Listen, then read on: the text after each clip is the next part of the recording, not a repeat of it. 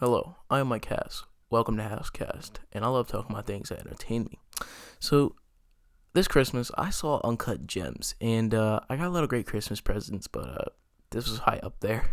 So, I got to see Adam Sandler's latest film, and people have described this as a movie starring Adam Sandler and not an Adam Sandler movie, because it is actually a crime drama written by the Safdie brothers, who are very prestigious brothers that direct things. And one of their most famous films being A Good Time, besides Uncut Gems, because Uncut Gems is now their most famous film. Good Time starred Robert Pattinson and really boosted their career. And this was a treat. And I'm thankful I saw this because Uncut Gems really stuck with me as I left the theater. I was drawn into the setting of the characters, the world of the jewelry and the gambling and the excess. And Uncut Gems is really just a great film, and it was a treat for me. I already said that, but it really was. I was glad to see this. So, Uncut Gems is a crime thriller about jewelry store owner Howard Ratner and how he starts to owe money all over town, and many problems with him and his family, but also with people that he does business with. And he thinks that if he gambles one more time on this one bet, on this one game for Kevin Garnett that he is really friends with, and it really gets this real time, real setting, setting. It's such a the best part about this movie is the setting and the it only spans about a week. This movie, and you're really in here, you're really in this world. But the main theme of the film is you play with matches, you get burned, and that's my type of movie. I love those movies with a lot of excess and a lot of glamour, but you play with matches, you get burned, and consequences happen, even though you had such a great time. And crime thrillers are great, so it really mixes a great crime. It's really epic. It feels epic, but it's only a span of 4 days, and it's really just a small, low-budget thriller. And it does so much things with so little, if that makes sense. And there was a really great documentary-style cinematography, and there's a lot of shots from afar, and it reminds me of one of my favorite crime films. It's really underrated gem, but it is appreciated, but it's really underrated gem probably because it's a foreign film. It's a Brazilian film called City of God. And no, this is not some Christian movie about heaven. It's actually a movie about a favela in Brazil, and it's a great crime story. It's all true story about this photographer who documents a gang war. And you grow to love each character of City of God. And the way it is shot is very, and I mean very similar to Uncut Gems. And it does have that great documentary style feel, real feel of this film. And I love the crime genre because of the nightlife and all that. And this film is mainly about a great nightlife going on, but also great story. So I love the setting, and after watching this, I really want to check out some of the Safdie brothers' work because they just have a large background of great films. And they've been working since the late 2000s, and this film really just makes me want to check out all their work. I really want to check out Good Time because Good Time's just been looked at and loved by many people, and I'm excited. I'm excited to watch that. So with this film, it is a very anxiety-driven and very exciting, stressing movie, and it's 2 hours of just anxiety and but there is good relaxing moments for the characters and good small little comedic moments, but overall it is very thrilling and anxiety driven film, and it physically affected me as I watched it. I don't know what I just did. There was that a yawn or a burp, I don't know, but it really, you feel like you have to catch your breath when you watch this movie. You're really it gets to a point where you're like, Jesus Christ, you're really making a bad decision, Howard. You're really, this guy really messes up. He really messes up. Howard, played by Adam Sandler, really just messes up and does not pick the right decisions. And there is consequences for that. And it really makes for a really exciting crime thriller. And the jewelry aspect is really fascinating. All the jewels and all that jewelry and all that stuff. very fascinating to see. And it was all well performed by its actors. It's one of the best casts I've seen. I mean, The Dead Don't Die had a good cast, but the cast just complemented the well done script. But I feel like a lot of great actors and actresses could have just been replaced, and it wouldn't have done much. But it all goes down to this great script provided by the Safdie brothers and some other guy.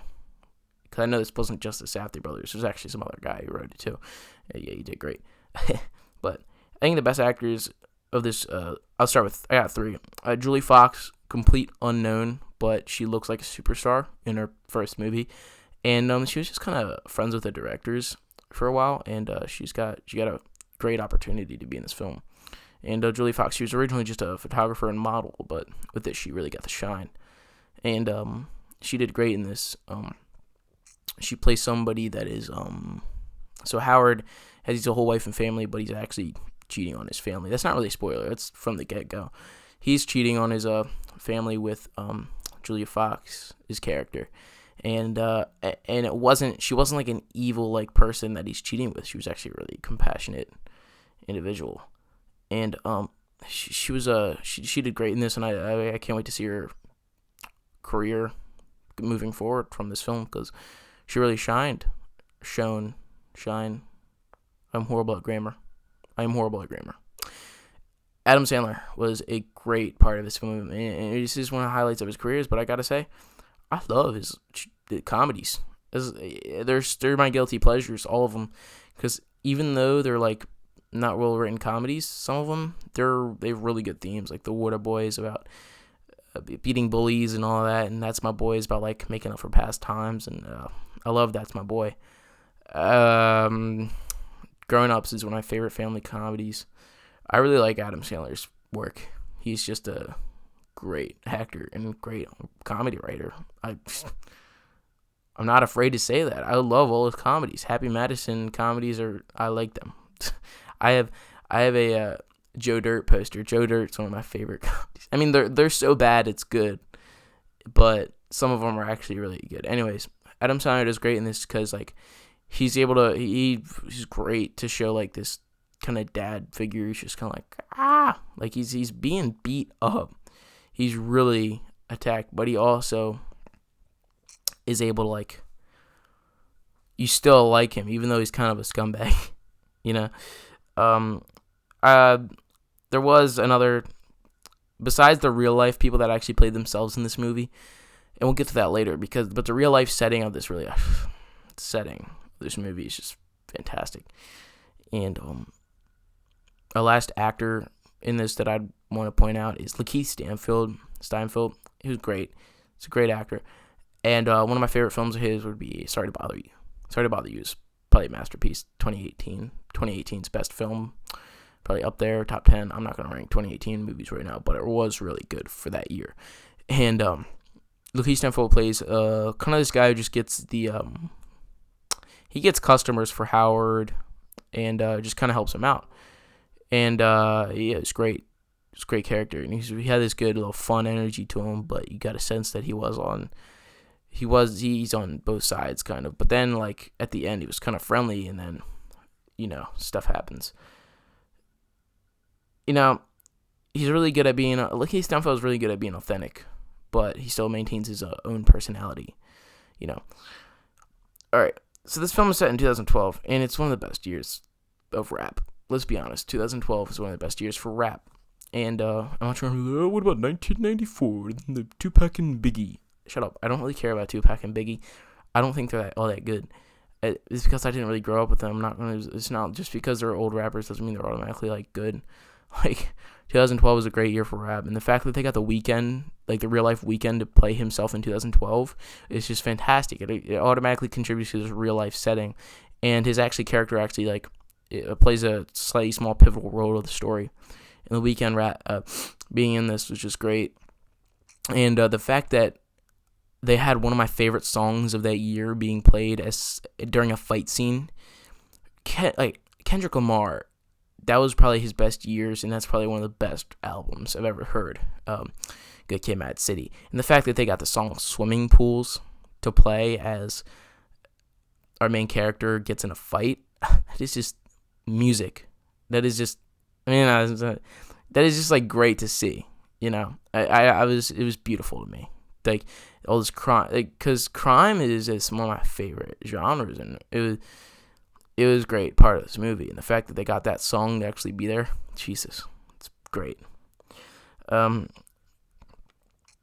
definitely this movie just does so much for me. It just makes me just like fall in love with the setting, and I just want to be here again. I want to be on that street. I want to be in that jewelry district of New York, and the real life characters again. The Weeknd was in there. He played himself, but Kevin Garnett is actually one of those most important parts of this movie, and he played himself because our main character was trying to bet on this basketball player in order to get himself out of the hole that he dug himself into, and he was actually he wasn't just like I'm a cool basketball player. Like, he actually had some heart to him, and he actually kind of cared about the main character, and he also cared about a certain gem that is probably the main focus of this movie and the main theme of like only one that materialistic type stuff. But Kevin Garnett was a great actor in this, and if he wants to act again, go for it, Kevin, because you were great in this. And the diamonds and gems maybe just kind of like loved, like it was really majestic, all the diamonds and gems, but it also did have this like that wasn't like the main focus. Like, it wasn't like shots of gems all the time. It was like, it was great, this movie. And I would recommend seeing this if you want a good crime thriller, and also if you like seeing like a good intense movie that you really just get your heart racing and you don't know what's gonna happen, and suspense and holy shit, taki mushrooms, what's gonna happen. There was good relaxing moments. It wasn't all just yelling and intensity, but it really balances out a good thriller with a good like character portrait of Howard Ratner. And I'm gonna give Uncut Gems the Kino seal of approval. That is the highest rating on a MyCast podcast you can get.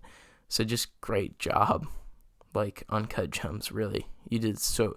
This is such a great movie, and I want to watch it again. I really just want to. I have friends that haven't seen it, and I just want to go see it again, like to show them the movie, but also because I really want to see this again. It's one of the best movies of like ever that I've seen of like this year, maybe past this year, and so many great things going for this movie, honestly. And just thank you, Safdie Brothers. I will be following your career from now. I will be looking back at your career, but also be looking forward at your career. Yeah, thanks for watching my review and little podcast of Uncut Gems, and I'll be casting out my thoughts to you on the next Hasscast.